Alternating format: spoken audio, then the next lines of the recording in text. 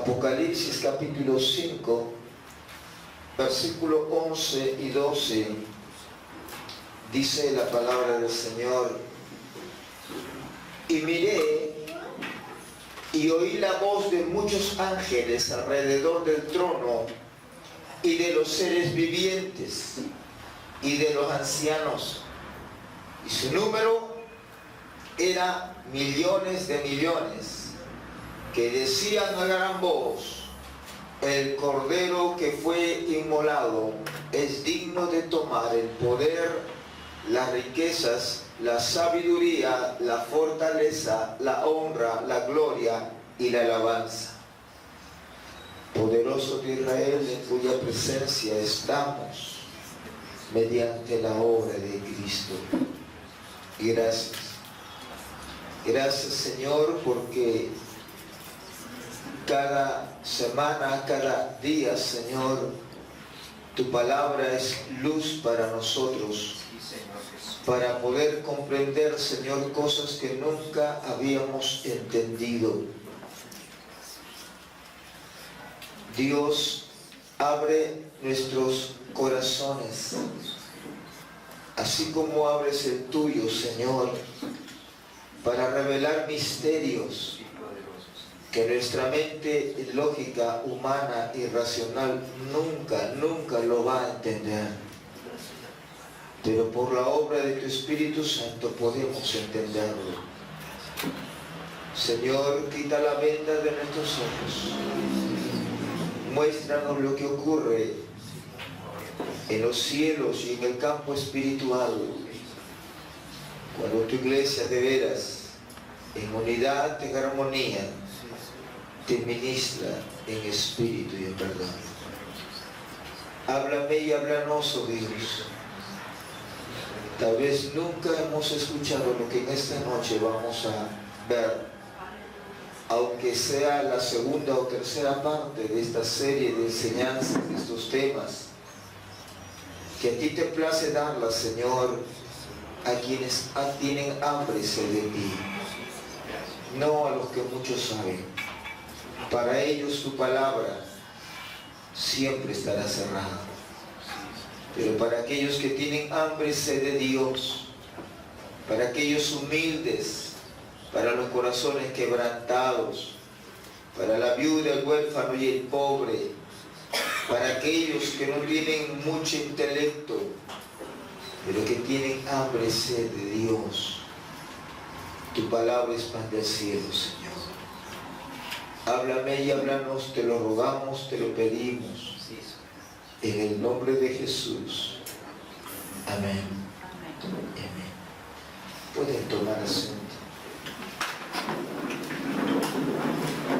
Si quisiéramos poner un título a este mensaje, sería Digno es el Cordero, número 2, porque hace 2 domingos hablamos lo que sería Digno es el Cordero, número 1.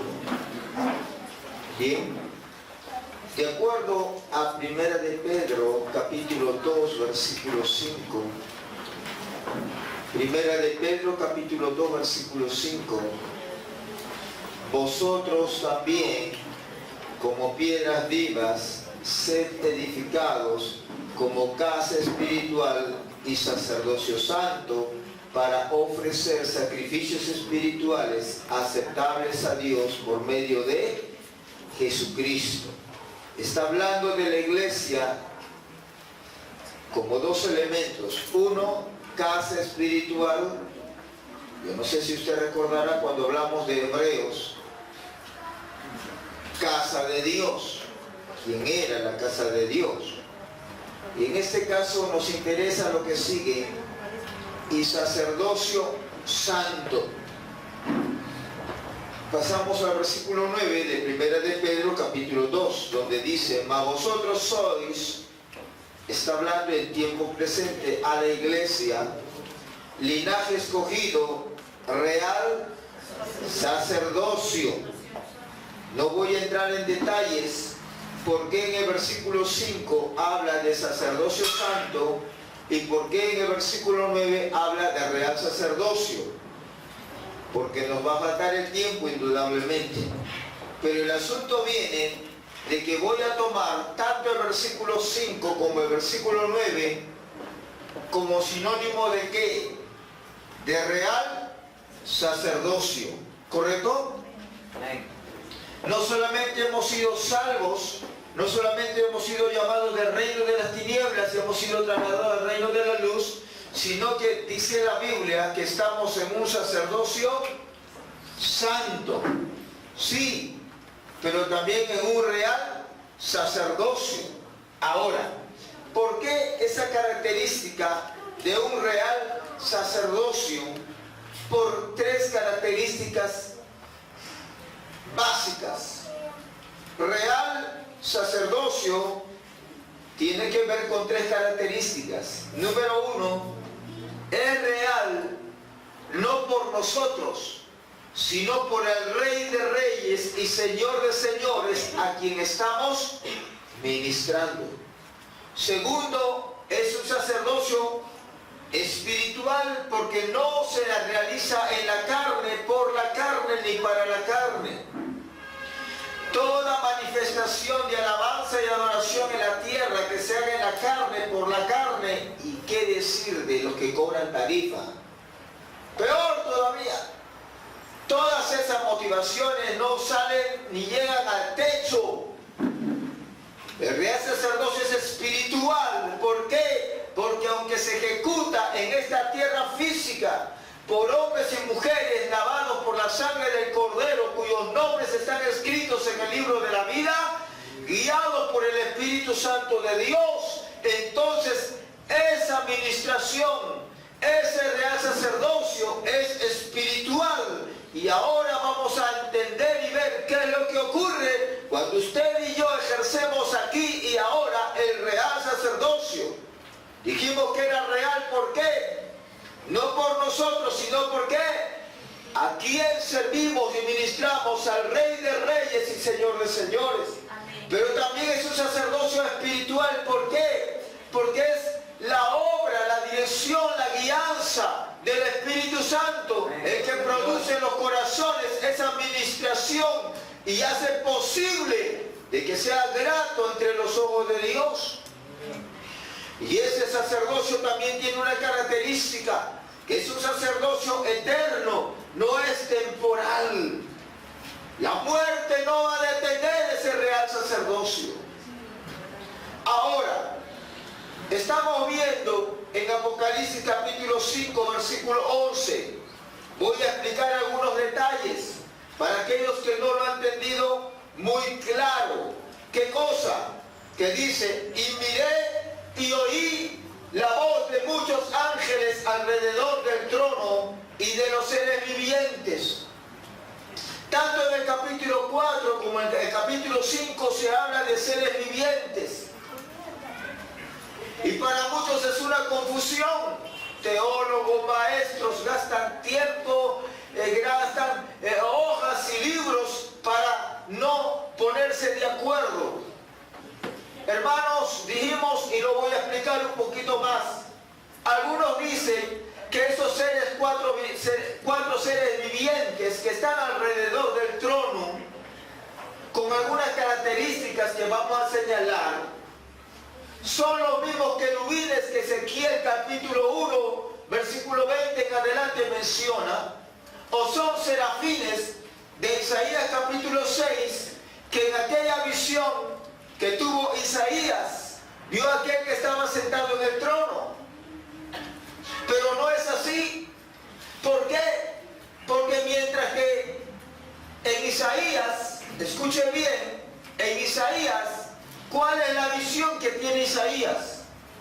Es cierto que ve a alguien que está sentado en el trono. ¿Quién es?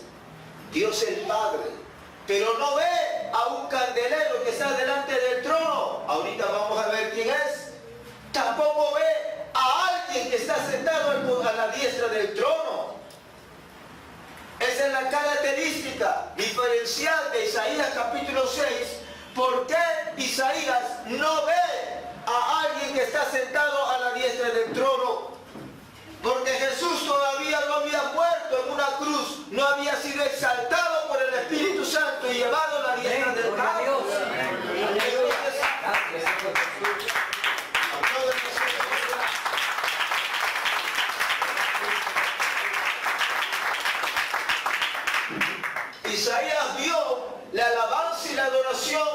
cielos, es cierto, hecho por serafines. Pero ¿qué más? No vio al Cordero inmolado, que vamos a ver nosotros, que es la visión que tiene ¿quién? Juan, en el Apocalipsis capítulo 4, capítulo 5, donde ve a quién. Aquel que está sentado en el trono, el Padre, pero a la diestra, ¿quién ve? Al Cordero.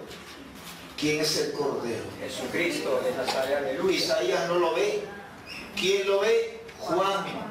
¿Correcto? Juan. Ahora, decíamos que esos 4 seres vivientes no son ángeles, arcángeles ni serafines por las siguientes características. Primero vamos a ver, para que vaya adelantándose. Tanto los 24 ancianos representan a la iglesia como los 4 seres vivientes son tipo de la iglesia. A ver, pastor, no me confundan. Estoy aplicando un principio de hermenéutica en la Biblia que se llama la Biblia interpreta la Biblia o la palabra interpreta la palabra. A ver, ¿cómo es eso? Un ejemplo, no voy a dar clases de hermenéutica. Corintios capítulo 1, versículo, 1 de Corintios capítulo 1, versículo 2, es un ejemplo sencillo para que usted entienda. Cuando Pablo dice a la iglesia de Dios que está en Corinto, ¿qué más dice? A los santificados en Cristo, está hablando de un hecho consumado. Pero en el mismo versículo sigue diciendo, ¿qué cosa? Llamados a ser santos. Un momento. O se refiere a 2 tipos de personas, o hay una contradicción. Claro, si lo vamos a ver racionalmente y lógicamente, podríamos pensar eso. ¿Por qué podríamos pensar que Pablo está hablando de 2 tipos de personas? Porque primero dice a los santificados, un hecho consumado, ya son santos. Pero también dice a los llamados a ser santos. O sea que hay otro grupo que todavía no ha sido santo. Para abreviar, se refiere tanto a los creyentes, sí, pero en 2 características. Número 1, ya son santos porque están cubiertos por la justicia de Cristo, pero ¿qué? Están en un proceso de santificación. O sea, hay una tensión. Ya son santos, pero todavía están siendo santificados. Esa tensión lo vamos a ver en muchos casos en la Biblia. Cuando estamos hablando del reino de Dios, Jesús dijo, ya, el reino está entre vosotros. Pero después, en Mateo 6, ¿qué dice? Cuando enseña a orar a sus discípulos, Padre nuestro, ¿qué más dice? Venga tu reino. ¿Cómo es? ¿Ya está o todavía? Entonces, esta tensión se ve en varios aspectos doctrinales de la Biblia. Ya está el reino de Dios entre nosotros, pero todavía no se consuma en plenitud. ¿Lo entiende? Lo mismo ocurre con la salvación. Ya somos salvos, pero todavía estamos en un proceso de salvación. Esa tensión es lo que dice a muchos. Porque uno dice, no, ¿cómo que ya hay todavía? Pero así está en la Biblia, hermano. ¿Qué problema te haces? Eso es lo que rompe la cabeza de muchos que quieren todo matemático y lógico y racional. No les entra en la cabeza. Por eso que les es difícil entender la doctrina de la Trinidad. ¿Cómo que 3 en 1? No, es absurdo. O es 1 o son 3. Claro, tu cabecita de pollo no entra en estas cosas profundas de la eternidad. Le está ofendiendo. No, es que es la verdad. El príncipe de los predicadores, Charles Spurgeon, él dijo en una oportunidad, el día en que un pollo, un ave, entienda al ser humano y lo estudie, ese día el ser humano comprenderá la plenitud de Dios. Aleluya. ¿Me entiende? Entonces, decíamos que algunas características de ese tipo de la iglesia, que son los 4 seres vivientes alrededor del trono, lo vamos a ver en Apocalipsis capítulo número 4, versículo 8. Pero voy a verlo desde el versículo 6 para que pueda entender usted. Y delante del trono había un mar de vidrio semejante a cristal, y junto al trono Y alrededor del trono, 4 seres vivientes llenos de ojos delante y detrás. Ese lleno de ojos siempre es una tipología de conocimiento, sabiduría. La iglesia llega a tener sabiduría y conocimiento, discernimiento. ¿Por quién? Por la obra del Espíritu Santo. Sigue diciendo, ojo, entendiendo que esos 4 seres vivientes es tipo de la iglesia. Pero ahorita vamos a descartar de que sean serafines, querubines o cualquier otro ser angelical. ¿Por qué? Ya. Sigue diciendo, estoy en Apocalipsis capítulo 4, versículo 7. ¿Qué dice? El primer ser viviente, porque hablan de 4. El primer ser viviente que dice era semejante a un león. El segundo semejante a un becerro. El tercero tenía rostro como de hombre. Y el cuarto era semejante a un águila volando. Ahora, ¿qué significa, decíamos, si esto es el tipo de la iglesia, que tengan esta semejanza? León, becerro, hombre y águila. Estos 4 seres vivientes llenos de ojos y de 4 semejanzas en la iglesia que proclama del Cordero 4 atributos. ¿Entienden? ¿Qué es lo que proclama esos 4 atributos la iglesia? Número 1, el león hace referencia a la divinidad de Cristo, al gobierno, a la majestad y realeza, es poder y señorío. El becerro hace referencia al sacrificio de Cristo en la cruz. Es la ofrenda única, completa, perfecta e irrepetible. Bendito sea su nombre. El tercer ser viviente, que tiene semejanza de hombre, hace referencia a la humanidad de Cristo. La iglesia proclama Cristo Dios, pero Cristo también hombre. Y la cuarta semejanza del ser viviente, el águila, hace referencia a la visión de Cristo. Que Cristo todo lo escudriña aún lo profundo del corazón del hombre. En la visión de Cristo, en 2 dimensiones. En la visión de misericordia para con el humilde, el quebrantado de espíritu, pero también en la visión de ira y de juicio sobre aquellos que son incrédulos, orgullosos, rebeldes y satanistas que no quieren venir al arrepentimiento. ¿Correcto? Entonces, esos 4 seres vivientes, ¿qué es? La iglesia. Pero como usted es estudioso y lee el contexto, observation, dice el versículo 9, y siempre que aquellos seres vivientes dan gloria y honra y acción de gracias al que está sentado al trono, al que vive, que dice por los siglos de los siglos. Ahí viene un problema. La iglesia no tiene alas. No, hermano. Tanto en el Antiguo como en el Nuevo Testamento, la tipología de alas es servicio. No se haga problemas. Entonces, cuando está diciendo de que estos 4 seres vivientes tienen alas, está hablando del servicio de la iglesia. Ahora, vamos a descartar por qué estos 4 seres vivientes no pueden ser serafines, querubines, ni ángeles, ni arcángeles, ningún ser celestial, por las siguientes características. Número 1, estos seres celestiales, que ya le digo es tipo de la iglesia, en primer lugar, ¿qué cosa? No van a tener ¿qué cosa? Trono. No van a tener ¿qué cosa? Corona. A ningún ángel ni arcángel se le prometió corona. Segundo, a ningún ángel o arcángel se le prometió ¿qué cosa? Ropas blancas. Ellos tienen sus vestiduras. En tercer lugar, ningún ángel o arcángel va a poder hacer el canto que vemos en Apocalipsis 5, 8 y 9, que dice, con tu sangre nos redimiste. ¿Qué ángel y arcángel puede cantar eso? ¿Me entiende? Entonces, los 4 seres vivientes, ¿qué es? Es tipo de la iglesia. Pero también a la vez los 24 ancianos, sí, los 24 ancianos también representan a la iglesia en el sacerdocio real, que es lo que en esta noche vamos a detallar. ese sacerdocio real, ese tipo de 24 ancianos, está tomado ¿de qué? De Deuteronomios.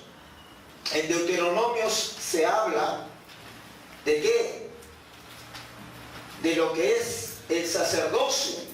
Pero lo de las 24 órdenes usted la puede leer en Primera de Crónicas, capítulo 24, versículos 6 a 19, que porque es extenso no lo voy a leer, solamente el versículo 18, para que usted vea que en el pueblo de Israel, en el Antiguo Testamento, que había 24 órdenes levíticas sacerdotales.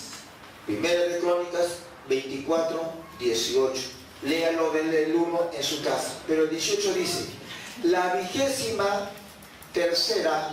de Dalaía, la 24ª de Maasías.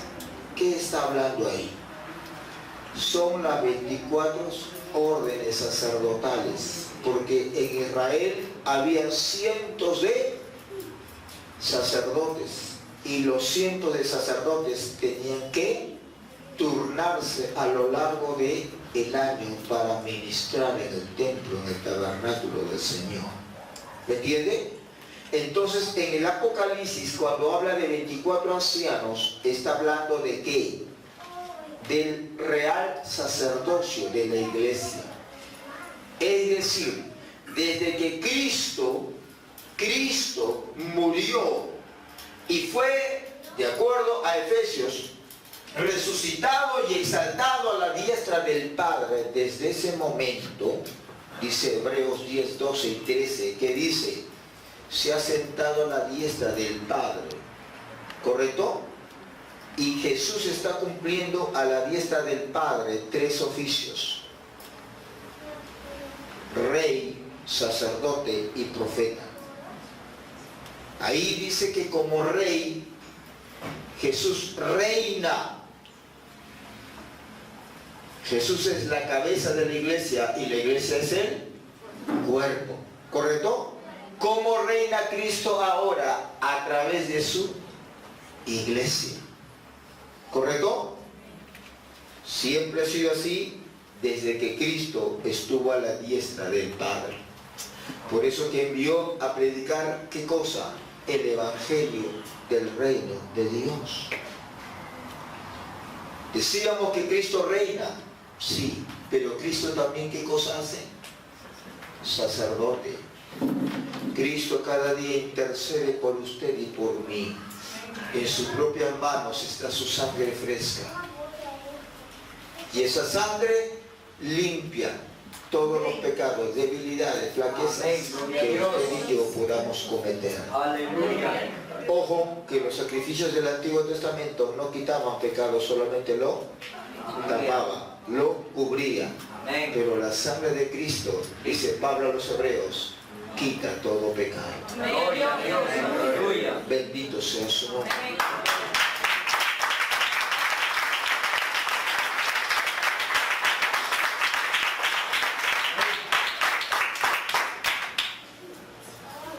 Cristo como profeta, ¿qué hace? Cristo como profeta trae por medio de los dones del Espíritu Santo, revela lo que hay en el corazón del Padre. Eso es una función, oficio profético. Cristo habla a la iglesia lo que hay en el corazón del Padre. ¿Y mediante qué lo hace Jesús? Mediante los dones del Espíritu. No hay tiempo para explicar, solamente una ocasión, que lo que usted está escuchando ahora, los últimos mensajes que usted está escuchando, es respuesta a lo que el año pasado, escuche bien lo que le digo, estuvimos en una iglesia de Dios aquí en el Cercado de Lima, en una vigilia pro congreso, porque unas semanas después íbamos a tener un congreso de jóvenes en esa iglesia. A las 3, 4 de la mañana, después de haber predicado, algunos jóvenes que están aquí se acordarán, yo no me acuerdo todas las palabras, solamente algo para que usted vea Cristo, su oficio profético, en la práctica, no en teoría. Recuerdo que cuando se predicó casi a la 1 de la mañana, a las 3 de la mañana se comenzó a ministrar, hermano. El Espíritu Santo cayó, y en interpretación de lenguas, porque había lenguas e interpretación de lenguas, no recuerdo todo el mensaje, pero algo que sí dijo el Señor, hermano, y a mí me impactó, porque el Señor lo dijo en esa iglesia: no hay problema, Dios no tiene, todo tiene que decirlo acá, Dios es soberano, Él dice donde quiere, ¿cierto? Y en esa iglesia humilde, sencilla, en ese lugar, hermano, recuerdo que a las 3:30 de la mañana, cuando estábamos hablando en lengua, el Espíritu Santo habló. Pero ¿quién era? Jesús, hablando lo que había en el corazón del Padre. ¿Qué cosa dijo Jesús? Por cuanto veo tu corazón, veo tu deseo de conocerme y amarme, te voy a abrir mis tesoros, te voy a mostrar lo que hay en el corazón de mi Padre. ¿Me entiende?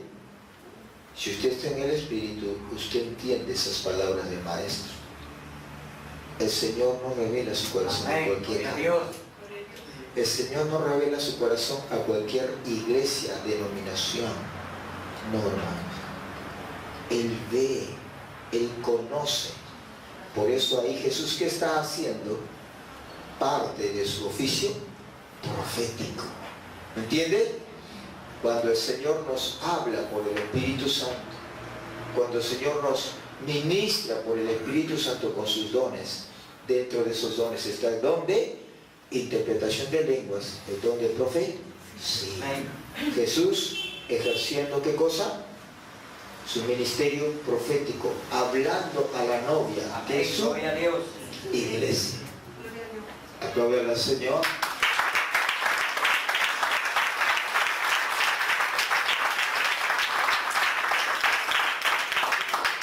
Ahora, los 24 ancianos dijimos que revelan qué cosa, el real sacerdocio que la iglesia de Cristo cumple.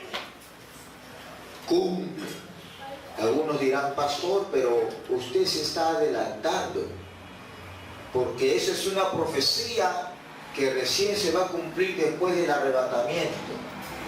Bueno, si usted es estudioso y observador de la Biblia, usted va a ver que en la Biblia hay profecías de doble y hasta de triple cumplimiento. A ver, pastor, un ejemplo sencillo. Una profecía mesiánica. ¿Por qué se llamaba mesiánica? Porque hacía referencia a Cristo. Pero sin embargo, aún haciendo referencia a Cristo, se aplicó en la vida del rey David. ¿Me entienden? Eso es una profecía de doble cumplimiento. Y lo que estamos viendo en Apocalipsis 4 y en Apocalipsis 5 tiene dos dimensiones. Ya la iglesia está ministrando en lugares celestiales, como dice Pablo a los Efesios capítulo 1, versículo 22 en adelante. Estamos sentados en lugares celestiales con Cristo. Ya estamos. Pero todavía, ¿qué significa eso?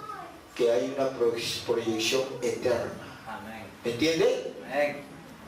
Entonces, no se puede decir: no, eso todavía no se da. No. Recuerden el pasaje que vimos la semana pasada en Hebreos, que decía Pablo a los Hebreos: no os habéis acercado ¿a quién?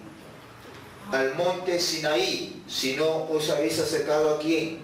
Al monte Sión celestial, a la nueva Jerusalén espiritual, donde está el trono de Dios. ¿De qué está hablando Pablo? Está hablando lo que ocurre en el campo espiritual. Por eso, si usted está en el Espíritu, usted entiende el mensaje. Y si usted no está en el Espíritu, usted está perdido. Me mira aquí, pero usted está diciendo que está hablando, el pastor no entiende. Habla del león y del becerro y del águila, ya me perdí. Si usted está en el Espíritu, usted está entendiendo. Sí.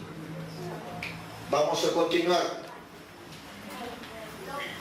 Ya vemos, estoy en Apocalipsis capítulo 5, versículo 11. Y miré y oí la voz de muchos ángeles alrededor del trono y de los seres vivientes. Los seres vivientes es tipo de la iglesia, que proclama 4 realidades del Cordero. Pero también dice que alrededor del trono estaban Los ancianos, que ya son 24, y que esos 24 que están dando testimonio, que están más que representando, están demostrando ¿qué cosa? El real sacerdocio de la iglesia cuando ministra. Y dice, y su número era millones de millones. ¿Millones de millones de qué? ¿De seres vivientes? No. ¿De ancianos? No. Lo que eran millones de millones era de ángeles. Apocalipsis 5:12. Que decían a gran voz. ¿Qué es lo que decían? El cordero que fue inmolado con paciencia. Tengo que hacer un énfasis allí. En griego la palabra cordero es amnos. En griego la palabra cordero es amnos, que se traduce como cordero. Vamos a ver algunos ejemplos. Juan 1:29 y Juan 1:36. Juan el Bautista ve a Jesús y dice lo siguiente. Juan capítulo 1 versículo 29. El siguiente día vio Juan a Jesús que venía a él y dijo, he allí amnos en griego, el cordero de Dios que quita el pecado del mundo. Aleluya. Usted verá por qué hago ese énfasis. Versículo 36 de Juan capítulo 1. Y mirando a Jesús que andaba por allí, dijo, he ahí el amnos, es decir, el cordero de Dios. De igual manera, en Hechos capítulo 8, versículo 32, nosotros vamos a ver amnos, cómo se aplica allí. Hechos 8:32.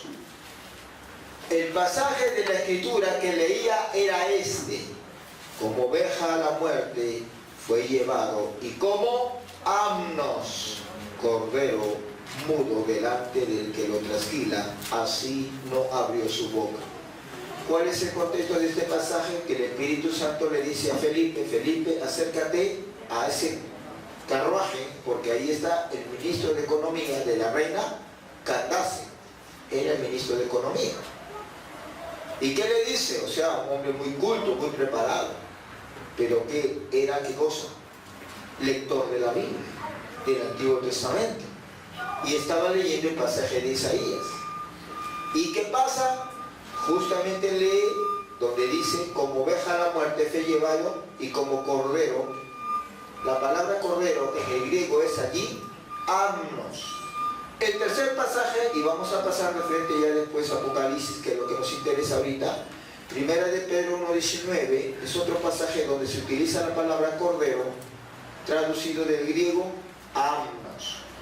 Primera de Pedro 1:19 dice, sino con la sangre preciosa de Cristo, como de un amnos, cordero, sin mancha y sin contaminación.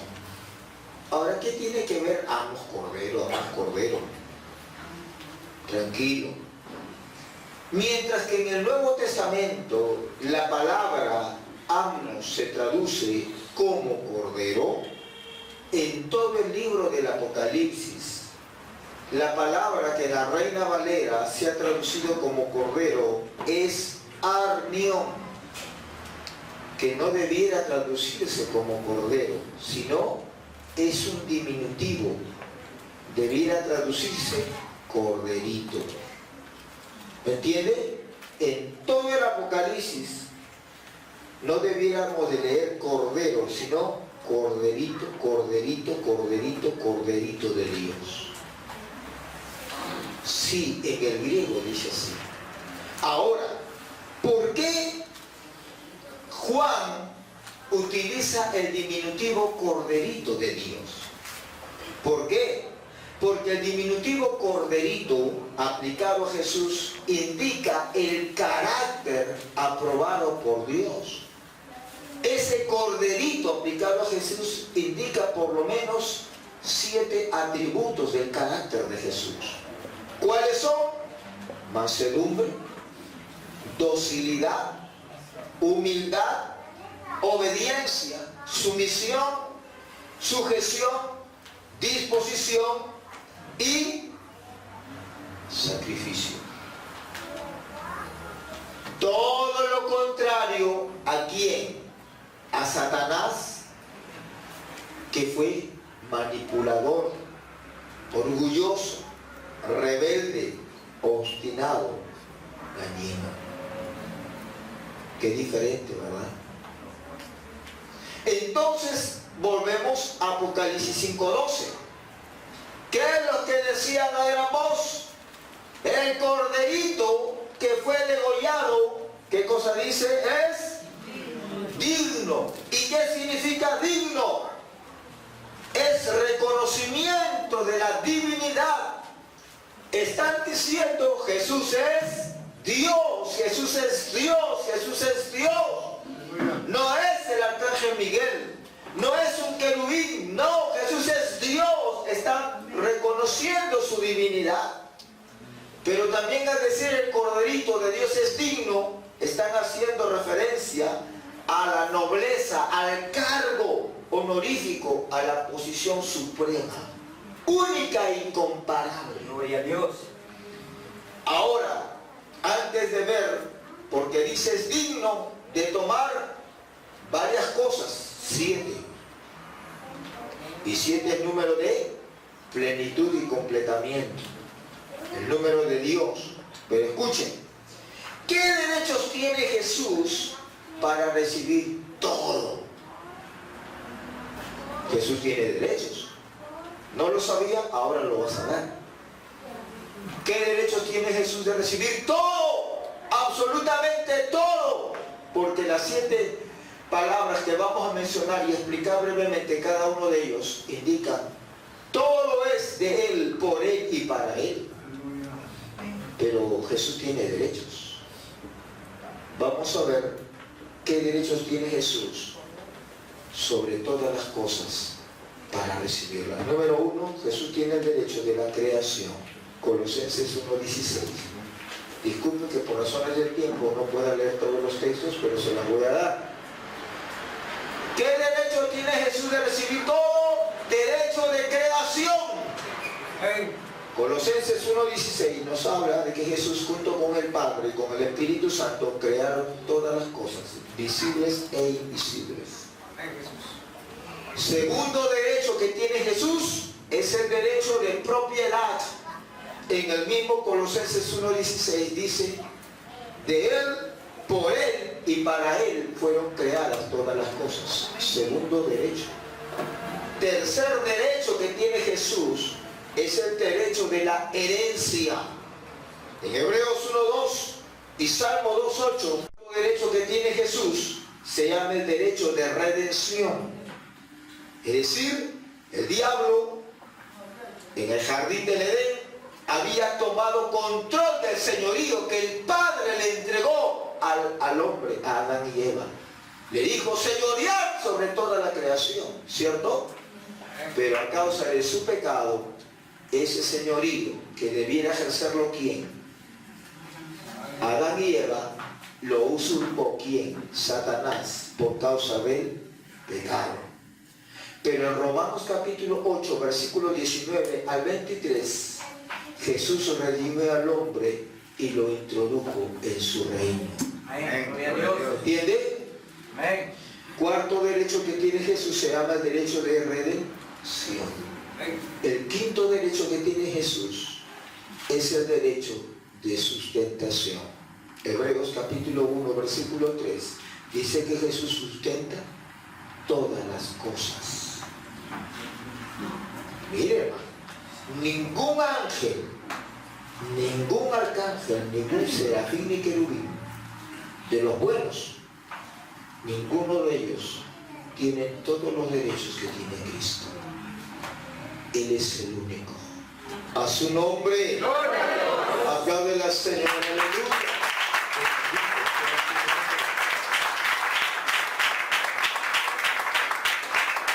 Seguimos en Apocalipsis capítulo 5, versículo 12, que decían a gran voz, el cordero que fue degollado, el corderito, es digno de tomar, y vamos a ver algunas de las cosas, Número 1, el poder. Ahí sí tengo que detenerme. Primera de Corintios 1:24. Dice: mas para los llamados, así judíos como griegos, Cristo, poder de Dios. Amén, Jesús.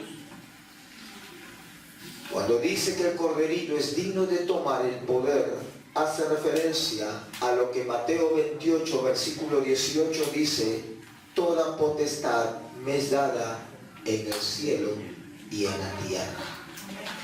Es decir, expresa el poder, expresa la capacidad infinita para decretar, ordenar y ejecutar en armonía con el Padre y el Espíritu Santo. Ningún ser humano puede decretar asuntos espirituales. Todo aquel que diga decreto es un payaso. Cristiano o no cristiano, nacional o internacional. Aquí estamos viendo que el corderito de Dios es el único que tiene poder de Amén, gloria a Dios, aleluya. Él decreta y por el poder de su palabra las cosas son hechas. Amén, gloria a Dios, aleluya. Los hombres y las mujeres no podemos ni siquiera decretar vivir el día siguiente, ni siquiera eso. Amén. Usted no puede decir, yo voy a vivir 100 años o 20 años. No puede decir, y mejor que no lo intente. Que hable mañana, ya lo estemos velando y pasado enterrando. Sí. Porque Dios le va a hacer tragar sus palabras. Amén. Amén, gloria a Dice Dios. la Biblia que por su gracia y misericordia vivimos. Y por Amén. su gracia y misericordia dejamos de vivir si es su voluntad. Por eso que la vida no es un derecho del hombre, como los gobiernos y las civilizaciones y las culturas consignan en sus leyes, en sus constituciones. No, la Biblia no enseña eso. La Biblia enseña que la vida humana es un regalo de Dios. Gloria a Dios. Amén, gloria a Dios. Aplaudan así.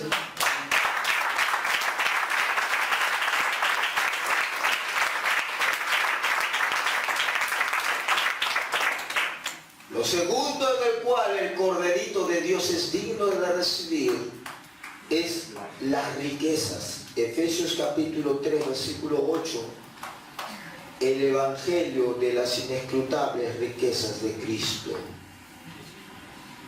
Cristo tiene todas las riquezas verdaderas y eternas, razón por la cual Él tiene corona, tesoros, recompensas, mansiones y herencia eterna para su iglesia. Porque Él tiene la verdadera riqueza. Por eso Pablo dice, no me importa lo que esta tierra yo pueda padecer por Cristo, porque allá lo que me espera es eterno. Romanos capítulo 8, versículo 18, Pablo dice, pues tengo por cierto, ¿qué está diciendo? Estoy completamente seguro, dice Pablo. Estoy en Romanos 8, 18. Pues tengo por cierto que las aflicciones del tiempo presente, Pablo está hablando de qué? De la angustia, pobreza, persecuciones, tortura, azotes, todo lo que él pasaba por vivir y predicar a Cristo en el imperio romano, en Israel y alrededores. ¿Me entiende?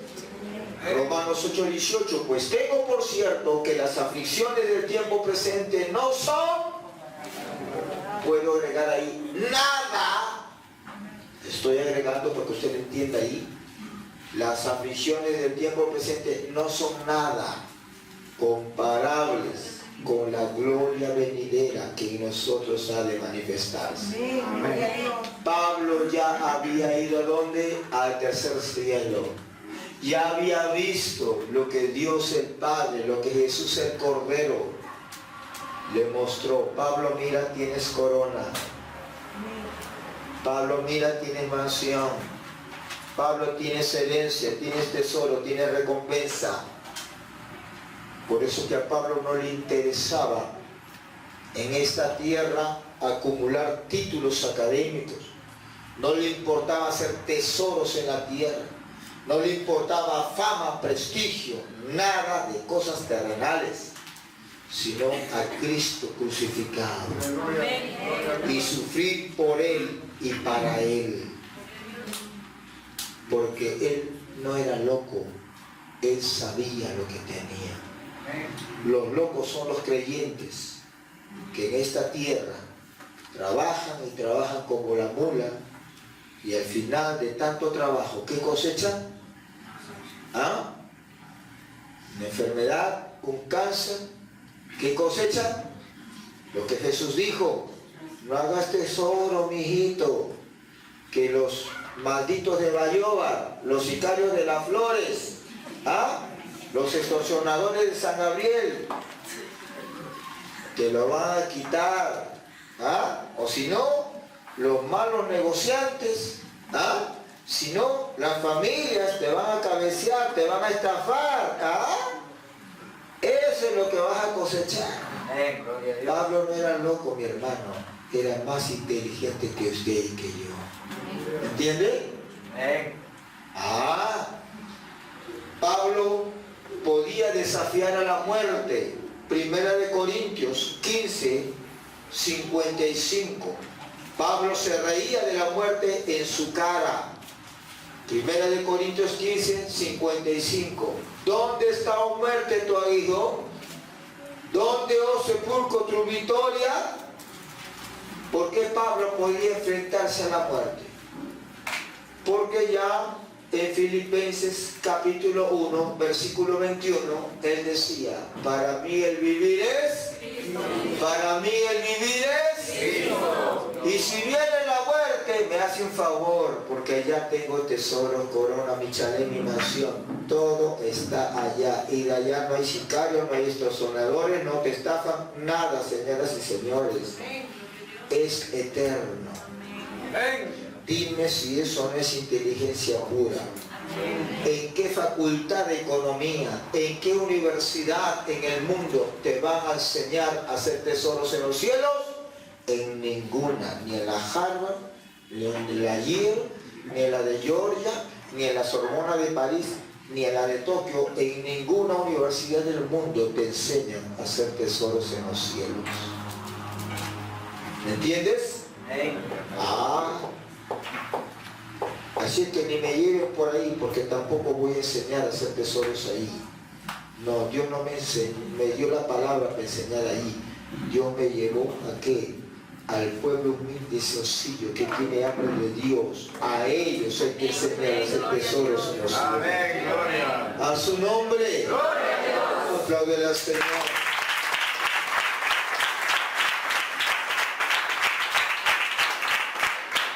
Lo tercero que el corderito digno de recibir es la sabiduría. Primera de Corintios 1:24. Primero dijo Cristo, poder de Dios, pero también dice Cristo, sabiduría de Dios. Cristo es el infinito conocimiento, es la comprensión, la habilidad para planificar y ejecutar el propósito eterno del Padre. Aleluya. Si no es el hombre más sabio del mundo, Salomón está entre los más sabios y genios del mundo.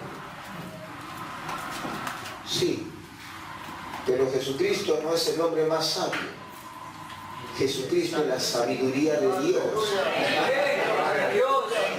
Para que usted me entienda, hermano, para que usted me entienda. Lo que Salomón, para que pueda ser uno de los más sabios en toda su generación,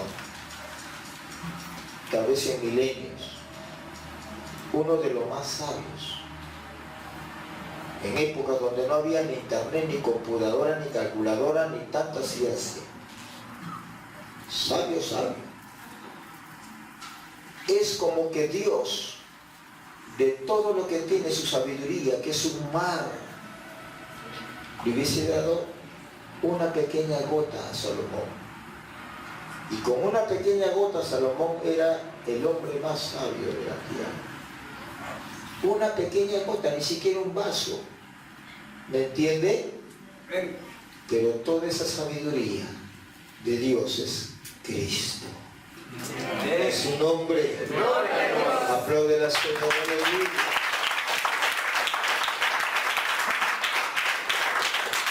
¿Qué más? El corderito es digno de tomar. Números 4, la fortaleza. Cristo tiene toda la fortaleza en los cielos, la tierra y debajo de la tierra. Por eso Pablo se sostenía en esa fuerza. Filipenses 4:13 dice, todo lo puedo, Cristo que me fortalece. Y no solamente Pablo vivía, no repetía como loro, no, era real la fortaleza de Dios en él, que lo sostenía en los momentos más duros de su vida. No, él también llama a la iglesia a fortalecerse en Cristo. ¿Dónde dice eso? Efesios capítulo 6, versículo 10. Dice así: por lo demás, hermanos míos, fortaleceos en el Señor y en el poder de su fuerza. Aleluya. Ese mismo Cristo que fortaleció a Pablo es el mismo Cristo que está en esta noche aquí para fortalecerlo a usted, que de repente está desfalleciendo con un problema, con una deuda, con una enfermedad, con una necesidad. Por eso, cuando usted tenga necesidad, la solución no es dejar de venir a la iglesia, es lo peor que usted puede hacer. Si usted está enfermo y se justifica no venir a la iglesia, donde está la fuente de sanidad que es Cristo, la enfermedad no va a acabar a usted. No, que yo confío en mi médico. Ustedes sabían que la mayoría de los europeos no salen a la calle sin haber consultado a 2 personas. La mayoría de europeos, cultos, doctores, preparados. ¿Sí? En Europa, la gente culta consulta a 2 personas antes de salir de su casa, a su médico, para ver cómo va la salud. No le vaya a dar un patapúfete y se muere. Entonces consulta a su médico. ¿Cómo va mi presión? ¿Cómo va mi nivel de glucosa? Y la segunda consulta que hacen, la mayoría de europeos que no conocen a Dios, les van a consultar a quién, al parapsicólogo, al brujo o a la bruja. ¿Cómo me va a ir hoy en el mundo de los negocios? ¿Cómo me va a ir hoy en el amor? ¿Ah? ¿Cómo me va con la trampa? ¿Funciona o no funciona? ¿Sale o no sale? Ah, ¿entiende? Ese es el mundo. Pero el Hijo de Dios, la hija de Dios, ¿en quién se fortalece? ¿Estás enfermo? Hay un sanador. ¿Correcto? No tienes cómo pagar tu deuda. Dios te va a dar la solución. Yo no la tengo, Él sí la tiene. Amén, gloria a Dios. Tienes una enfermedad que la ciencia médica ya te desahució.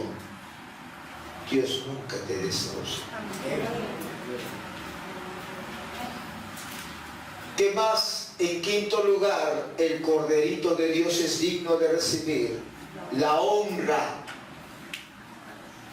Juan 5, 22 y 23, Jesús enseñó: el que no honra al Hijo, no honra al Padre que le envió. Estoy cortando los versículos a fin de tener más tiempo en otros puntos que necesito explicar en esta noche. Repito, en Juan 5, 22 y 23, entre otras cosas, Jesús dijo: el que no honra al Hijo, no honra al Padre que le envió. Honrar es más que obedecer. Honrar es pleitesía, es la reverencia que un esclavo le da a un amo. ¿Me entiende? Por eso que hay una secta, una religión llamada los Testigos de Jehová, que ellos no honran, no adoran a Jesús, porque no lo aceptan como Dios. ¿Me entiende? Parece que no ha leído el Salmos, donde dice: adoren al Hijo, no vaya a ser que se enoje, que no han conocido la ira del Cordero. Lo sexto que el Cordero es digno de recibir, Juan 17:5. Jesús dice: ahora pues, Padre, glorifícame tú al lado tuyo, con aquella gloria que tuve contigo antes que el mundo fuese. Jesús siempre tuvo gloria junto al Padre. Sin embargo, dejó su gloria al encarnarse y al morir en una cruz por ti y por mí. Eso es algo que usted tiene mucho que valorar, que tenemos mucho que valorar. Él dejó su gloria, su majestad, su fama, su honra, todo eso Él lo dejó, a venir a nacer como un niño pobre, en una familia de escasos recursos económicos. Él no nació en una cuna dorada, en una clínica especializada, no nació así. Él nació como un pobre, en una familia pobre. ¿Qué dice la Biblia? Que Él, siendo rico, se hizo pobre. ¿Para que fuésemos millonarios? No. Para que tengamos las verdaderas riquezas que son eternas. Por eso Pablo habla de las riquezas en Cristo, que son eternas. ¿Me entiende? Esas riquezas que los ladrones y los secuestradores y extorsionadores no lo pueden tocar. El Cordero es digno de recibir la gloria. Y en séptimo lugar, el Cordero es digno de recibir alabanza.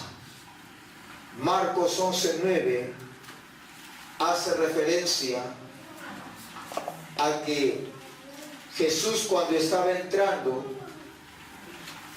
a Jerusalén, la gente venía y ¿qué hacía? Algunos cortaban palmeras y las ponían aquí a los pies, porque alabar, entre otros significados, alabar es hablar bien de Él. Bendecir, la palabra bendecir es una palabra compuesta. Bien decir, pero esa palabra no se dice bien decir. Cuando se junta esa palabra, en la gramática castellana, se elimina la i y queda como bendecir, ¿correcto? Pero alabar es eso, es bendecir, hablar bien, ¿correcto? Entonces, ¿qué dice el Cordero? Es digno de la alabanza, es decir, ¿qué cosa? Hay que hablar bien del Cordero, ¿correcto? Esa palabra es eulogia en el griego, que significa elogiar, loar, hablar bien de el Cordero de Dios, ¿correcto? Ahora, ¿qué es lo que ocurre en el campo espiritual? Dios abra nuestros ojos para que entienda lo que sigue, hermano. Es importantísimo. ¿Qué es lo que ocurre cuando usted y yo, ahora en pleno siglo XXI, estamos ministrando en espíritu y en verdad? ¿Qué es lo que ocurre? Tal vez usted nunca lo supo, pero ahora lo va a saber por la misericordia de Dios. Yo tampoco lo sabía, pero necesitaba la convicción de la palabra y del espíritu para dárselo. Mi esposa se reía ayer antes de ayer cuando el Señor me daba esta palabra. Y yo estaba remolineando en mi casa y mi esposa se alegraba. Ella sabe cada vez que el Señor me muestra una verdad en las Escrituras. Más que el partido de la A, de la B, de fútbol o de vóley que usted pueda tener. ¡Ah, hermano! Yo le digo, ¡gracias, Señor! Eureka, lo encontré. ¿Ah? No como algunos de ustedes que están ahí mirando la Champions League, por aquí, por allá. ¡Ay! No.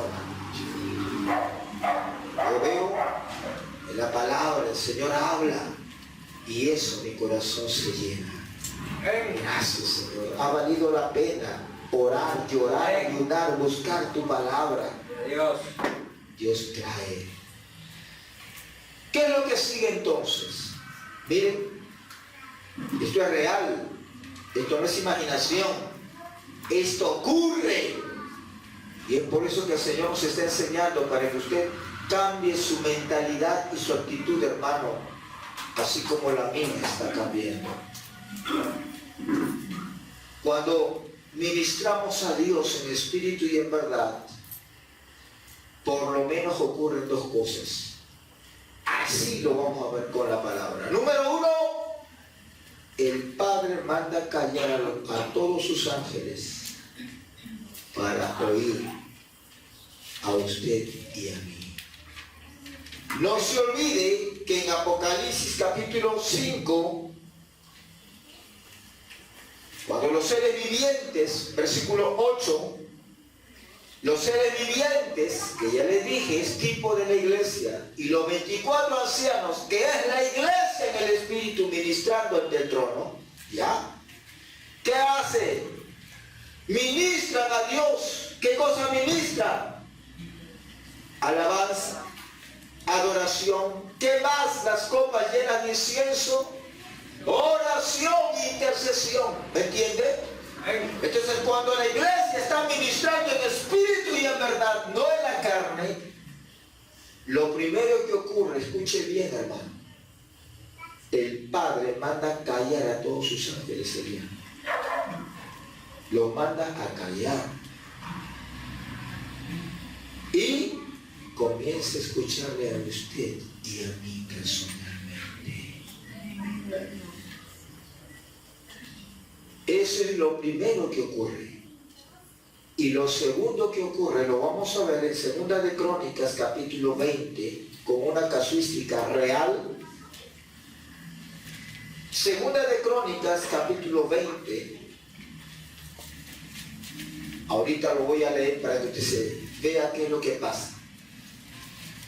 Segunda de Crónicas 20, 22 hasta el 24 dice: y cuando comenzaron a entonar cantos de alabanza a Jehová,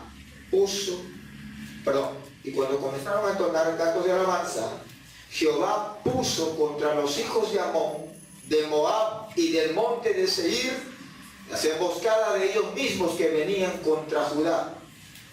Y se mataron los unos a los otros, porque los hijos de Amón y Moab se levantaron contra los del monte Seir para matarlos y destruirlos. Y cuando hubieron acabado con los del monte de Seir, cada cual, es decir, de Amón y de Moab, cada cual ayudó a la destrucción de su compañero. Y luego que vino Judá a la torre del desierto, miraron hacia la multitud, y he aquí yacían ellos en tierra muertos, pues ninguno había escapado. Dos versículos más para entender el contexto de este pasaje. Segunda de Crónicas 20, versículo 15. Y dijo: oíd Judá, todo, y vosotros moradores de Jerusalén, y tú, rey Josafat, Jehová os dice así: no temáis, ni os amedrentéis delante de esta multitud tan grande, porque no es vuestra guerra, sino de Dios. Versículo 18. Entonces Josafat se inclinó rostro en tierra. Esa es una actitud de adoración. Y asimismo todo Judá y los moradores de Jerusalén se postraron delante de Jehová y adoraron. A ver, ¿qué es lo que pasa? 3 reyes se juntaron para destruir Judá con su rey Josafat. Y ante la impotencia que hizo Judá, oró, lloró, clamó al Señor. Dios envió un profeta y le dijo: Judá, no te hagas bola, no te hagas problema, Josafat, porque esta guerra no es la de ustedes, es mía, dice Dios. Y ellos, ante la palabra revelada del corazón de Dios, adoraron. Y cuando llegó el momento de la batalla, porque fueron a la batalla, 3 reyes contra 1, que dice, envió a quienes, a los de sacerdotes, levitas y cantores con instrumentos, que alaben al Señor. Y cuando comenzaron a alabar, ¿qué pasó entre ellos? Ya, ahora, no es imaginación, no, hermano, es espiritual. ¿Qué cosa?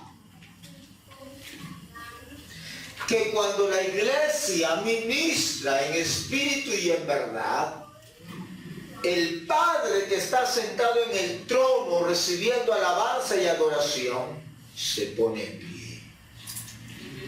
Aleluya. Y cuando el Padre se pone en pie, hermano, ¿qué indica? Acción, poder. Dios obra a favor de su pueblo.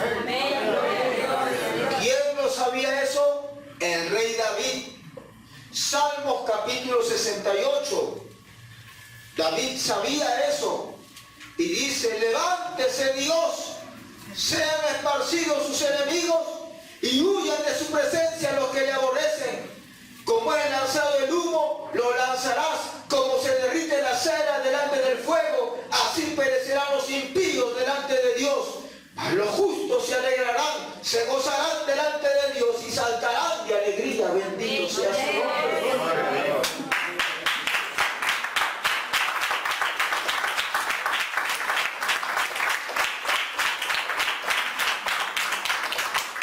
Entienda primero eso para llegar a lo de acá.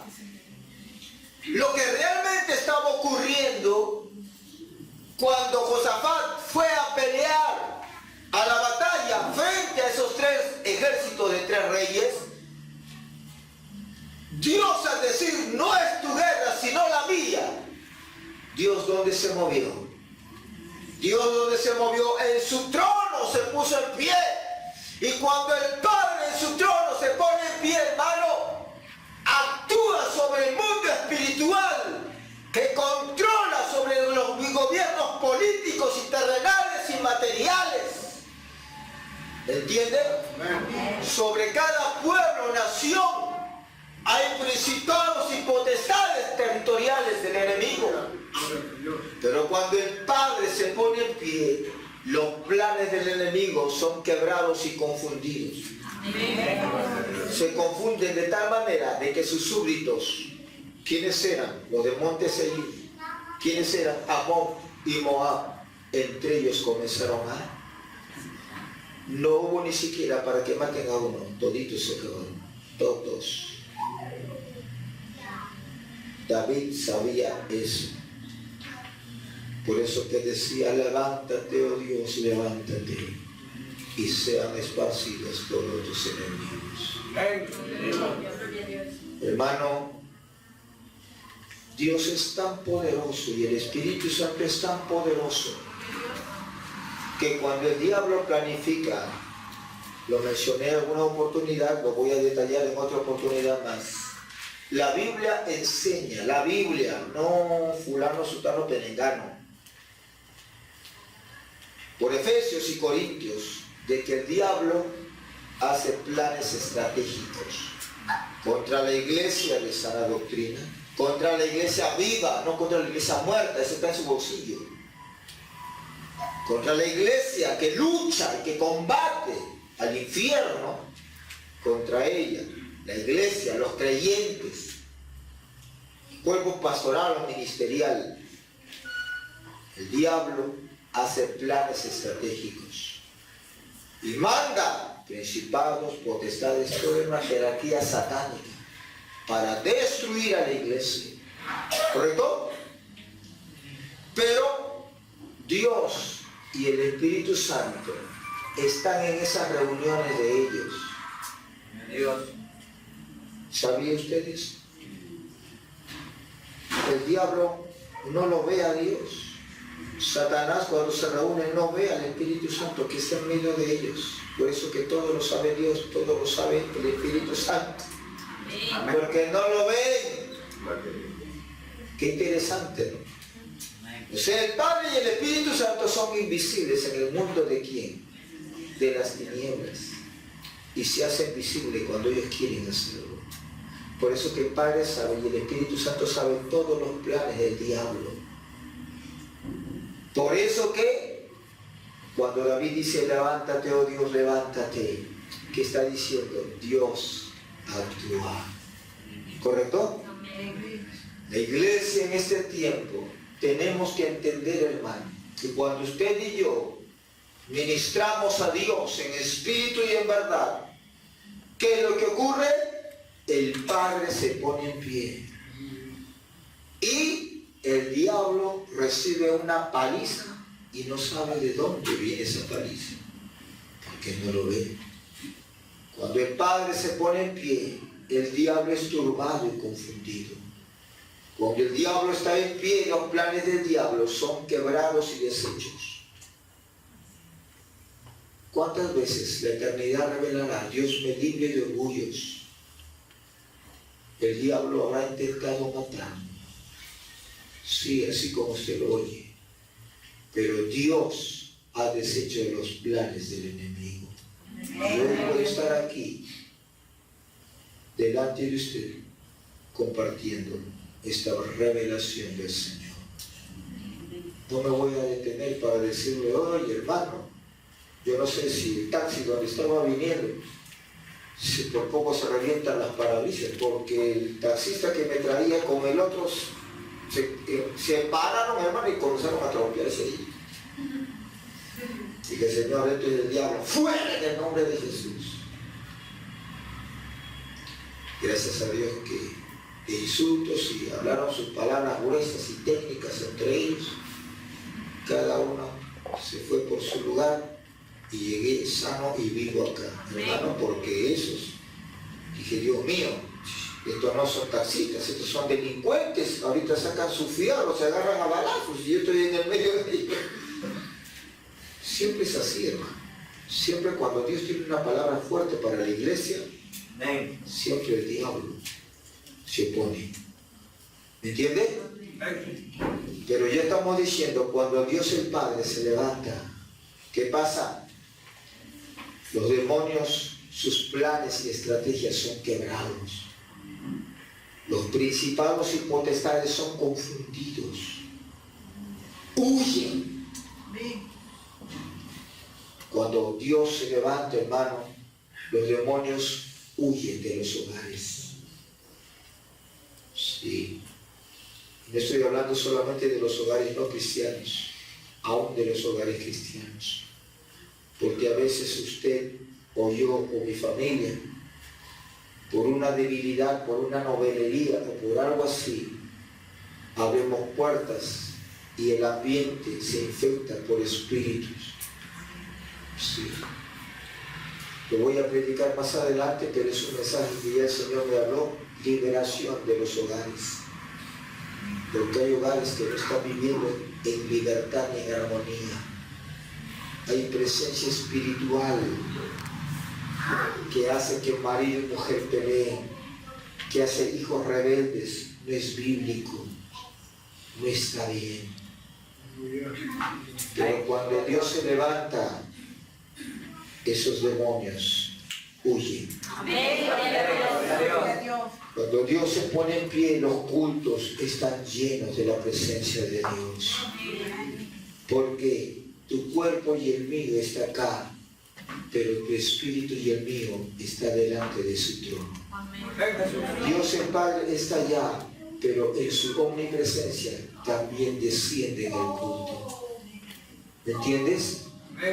¿Me entiendes? Amén. Por eso que fue en esta iglesia, y lo digo así, no para vergüenza de nadie, pero sí se lo digo, hermano, fue en esta iglesia donde en un momento precioso de adoración el Señor dijo: si en mi trono, si en mi gloria los ángeles y arcángeles se postran delante de mí, ¿quién tú eres para no postrarte delante de mí? Amén. Gloria a Dios. Claro que si usted valora más su traje o su pantalón o su terno que ministrar a Dios, no se va a arrodillar. En este país conozco muy pocas iglesias, y llámese evangélica, pentecostal o cualquier otra denominación. Muy pocas iglesias conozco en esta nación, de los más de 20 años que llevo predicando Lima, provincias. Muy pocas iglesias conozco que cuando adoran se arrodillan. Solamente se arrodillan para orar, pero para adorar muy poco. Cuando la palabra adorar en el griego, proskuneo, significa arrodillarse, postrarse, reverencia. Entonces una adoración no está completa si usted no tiene desde el corazón, desde adentro hacia afuera, esa actitud de reverencia al Rey de Reyes y Señor de Señores. ¿Correcto? Ahora, no es que lo externo haga lo interno, no. Pero cuando sale del corazón, usted lo hace no porque los demás lo miren o lo dejen de mirar, sino porque usted reconoce la presencia de aquel que es mayor que este edificio. ¿Entiende? Claro. No vale de nada que usted se postre si no sale del corazón. Le estoy abriendo el corazón del Padre para mostrarle, hermano, lo que es ante Él ministrar.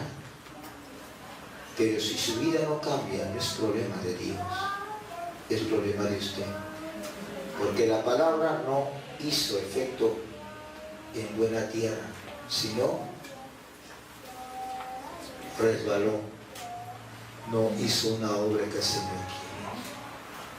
quiere. ¿Entiende? Cuando el Padre se pone en pie, el Espíritu Santo tiene libertad para moverse. Por eso que algunos se quebrantan, lloran, el Espíritu ministra. Cuando el Padre se pone en pie, los endemoniados son libres de toda opresión satánica. Cuando el Padre se pone de pie, las fortalezas demoníacas de la mente de las personas caen y hay libertad. Alabemos y adoremos en espíritu y en verdad, hoy y siempre. Ejerzamos nuestra real sacerdocio con conocimiento de causa, con revelación espiritual, con fe y en el Espíritu Santo.